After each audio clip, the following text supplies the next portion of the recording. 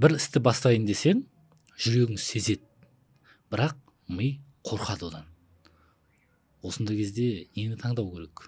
Сезімді ме, жоқ әлде қорқынышты ма? Бұл жерде таңдап керек жоқ. Неге көп адамдар отыр қазір үндемей? Аяғын бастырмайды. Аяғыңды бастырып, сенің санаңды алға жылжитын ол сенің түйсігің. Түйсікте қорқыныш тұр ма? Ол кетпей, сіз өзіңіз зорлаңыз. Мотивация алыңыз. Жасаңыз, жетістікке жетіңіз. Бірақ түбінде қорқыныш жеңеді сізді. Сіз бәрін шашасыз. Бәрін жібересіз. Одан адам қиналып қалады.